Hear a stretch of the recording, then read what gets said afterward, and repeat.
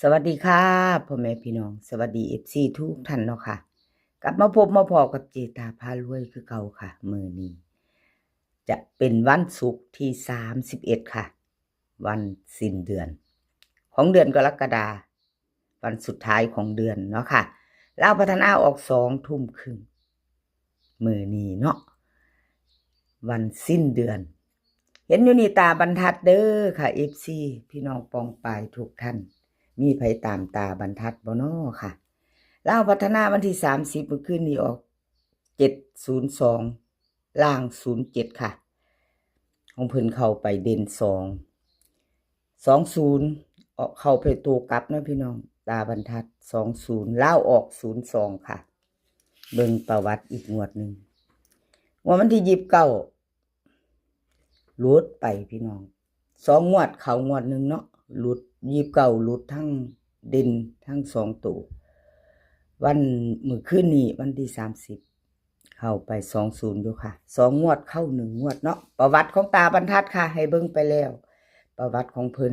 มาเบิ่งมื้อนี้บาดนี้เพิ่นให้มาแล้วค่ะให้มาแล้ววันที่31แนวทางใหม่ของเพิ่น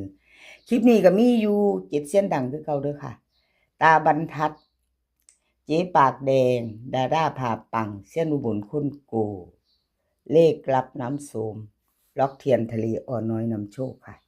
7เสี้ยนดังอ่านสื่อไปแล้วเนาะพี่น้องผู้ใดจะตามของไผเคยตามของผู้ใดก็มาพิจารณาเอาค่ะชอบก็จัดขัดก็ผ่านเนาะเลขทุกตัวเอามาวางเพื่อเป็นแนวทางโปรดใช้วิจารณญาณในการรับชมเป็นอย่างสูงค่ะรับชมรับฟังเป็นเพียงแนวทางเนาะพี่น้องมาตามตาบรรทัดมือแรงค่ะพิจารณาแนวทางใหม่เด่นกับเพิ่นให้มา9กับ8 2ตัว4หาง98 97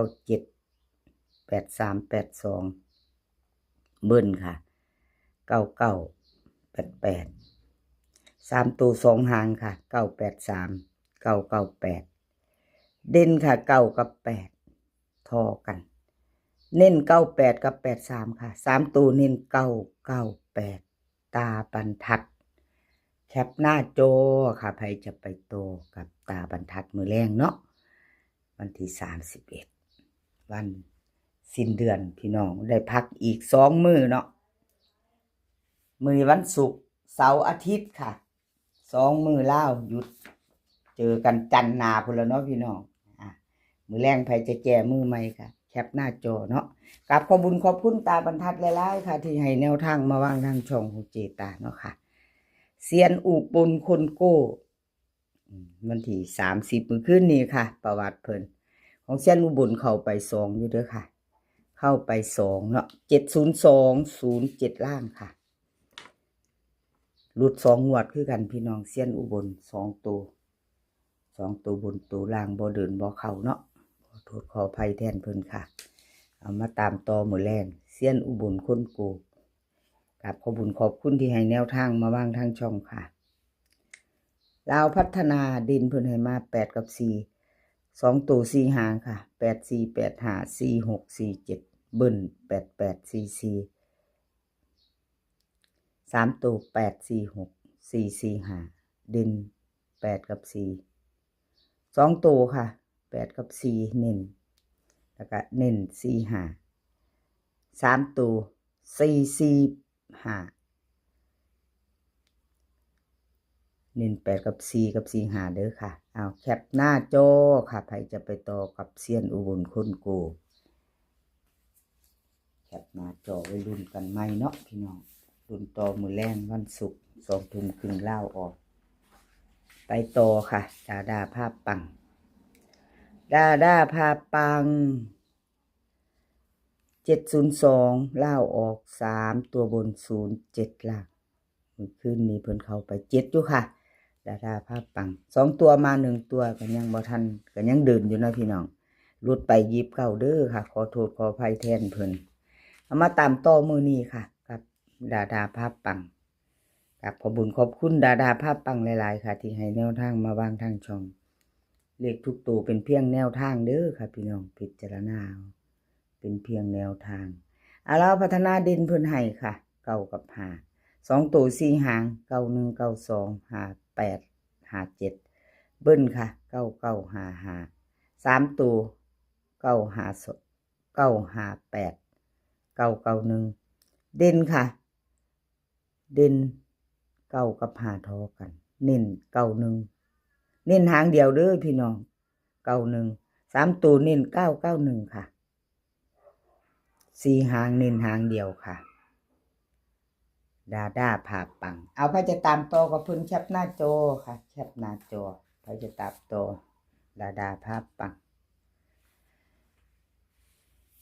ตามของผู้ใดอยู่ก็เตรียมแคปหน้าจอของผู้นั้นเนาะพี่น้องพิจารณาเบิ่งเอาที่เฮามักเฮาชอบ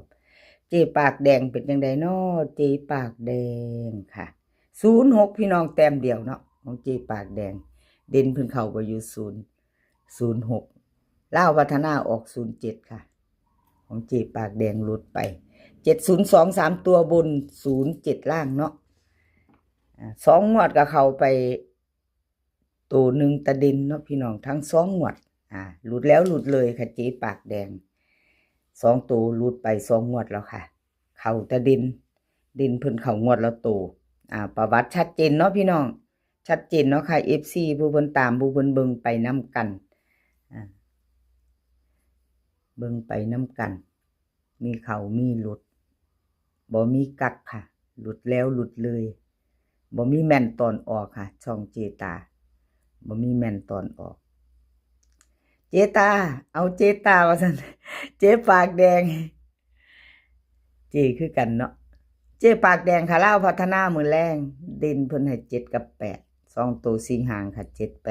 76 81 82เบิ้ลค่ะ7788 2ตัว3ตัว2หาง781 778เด่นค่ะ7กับ8เท่ากันเน้นค่ะ78กับ82 3ตัว778ไผจะตามต่อแคปหน้าจอค่ะตามต่อเจปากแดงไผจะตามต่อแคปหน้าจอกราบขอบคุณเจปากแดงหลายๆค่ะที่ให้แนวทางมาวางทางช่องเนาะกราบขอบพระคุณเป็นอย่างสูงค่ะเลขรับน้ำโสม2ตัวก็รูดไปค่ะ2ตัวมา1ตัวเข้าตัวเด่นเพิ่น702ค่ะ3ตัวบนเมื่อคืนนี้ลาวพัฒนา07ล่างเข้าไปเด่น2ตัว1เนาะ2ตัวมา1ตัว2งวดติด2ตัวมา1ตัวเด้อค่ะ FC ของเลขรับน้ำโสมประวัติของเพิ่นเจตายเบิ่ง2งวดค่ะแต่ละเซียนเจตาไก่เบิ่ง2งวดเนาะ FC ทุกท่านแต่ละเซียน2งวดเลขรับน้ำโสมลาวพัฒนามื้อแรงค่ะเด่นเพิ่นให้มา5กับ9 2ตัว4หาง59 58 93 92เบิ้ลค่ะ55 99 3ตัวค่ะ593 559 558ติน5กับ9ทอกันเน้น59กับ93ค่ะ3ตัวเพิ่นเน้นหางเดียวค่ะ559เลขรับน้ำโสมพจะตามต่อแคปหน้าจอค่ะแคปหน้าจอไว้แล้วไปต่อมื้อแรงเนาะวันศุกร์ของสุดท้ายของเดือนมื้อนี้วันศุกร์31ค่ะกราบขอบคุณเลขรับน้ำโสมหลายๆค่ะที่ให้แนวทางมาบ้างทางช่องเนาะเอามาต่อกันโดยล็อกเทียนทะเล6006พี่น้องลาวออก702 3ตัวบน07ล่างของเพิ่น60แต้มหนึ่งเนาะหลุดไป1แต้มเบิ่งประวัติอีกงวดนึงค่ะเจตาให้เบิ่ง2งวดประวัติหลุด2งวดเข้าไปงวดเดียวเด่นตัวเดียวหลุดแล้วหลุดเลยเจตาเป็นกำลังแรงใจให้เด้อค่ะเป็นกำลังใจให้กันและกันเหมือนเดิมหลายๆเซียนบ่ว่าจะเข้าจะหลุดเนาะเลขล็อกเทียนทะเลค่ะล็อกเทียนทะเลลาวพัฒนาเด่น3กับ8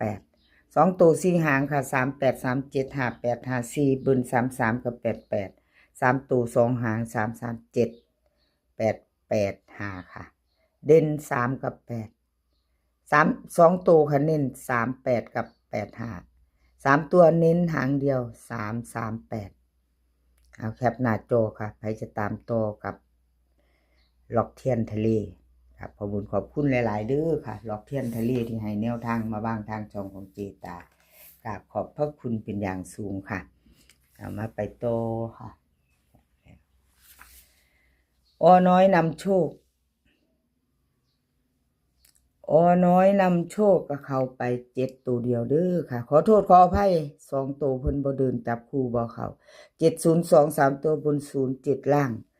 วิ่งลูดเข้าไปเนาะพี่น้องเด่นเข้าไป7ตัวเดียว2งวดก็เข้าไปแค่ตัวเดียวเด้อค่ะพี่น้องเข้าไป8วันที่29บ่หลุดแต่เด่น2งวดก็มาอยู่ค่ะ2ตัวมา1ตัวแต่2ตัวเพิ่นหลุดไปทั้ง2งวดเนาะพี่น้องขอโทษขออภัยแทนเพิ่นน้อยนำโชคมาตามต่อมื้อแรงค่ะเด่น8กับ3 2ตัว4หาง83 81 38 36เบิ้ล88 33ค่ะ3ตัว2หาง835 382เด่นเพิ่นเน้นท่อกันเด้อค่ะ8กับ3 2ตัวเน้น83กับ35 3ตัวเน้นหางเดียวค่ะ835เอาใครจะต่อแคปหน้าจอค่ะกับน้อยนำโชคกับขอบคุณขอบคุณน้อยนำโชคหลายๆค่ะที่ให้แนวทางมาวางทางช่องเนาะแล้วก็กราบขอบคุณหลายๆบ่ว่าจะเป็น FC เก่า FC ใหม่เนาะพี่น้องผู้เพิ่นเข้ามาติดตามใหม่ในช่องของเจตากราบขอบคุณหลายๆอย่าลืมกดกระดิ่งแจ้งเตือนเด้อค่ะ FC ใหม่ถ้าเพิ่งผ่านเขามาเห็นเนาะกดติดตามแล้วอย่าลืมกระดิ่งแจ้งเตือนครับขอบคุณหลายๆค่ะคลิปนี้ขอให้พี่น้องโชคดีกับเล่าพัฒนามื้อแรง2 ทุ่มครึ่งเป็นวันศุกร์พักอีก2มื้อเด้อพี่น้องพักอีก2มื้อเสาร์อาทิตย์เจอกันมื้อวันจันทร์เนาะคลิปนี้มื้อนี้ขอให้มีความสุขค่ะ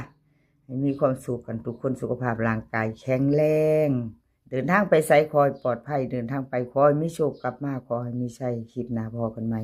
คลิปนี้สวัสดีค่ะ